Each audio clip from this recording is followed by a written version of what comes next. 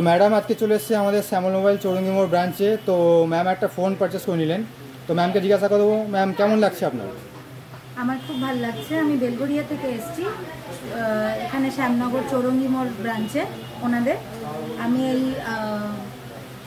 Techno Camon 3 ফোনটাই নিলাম।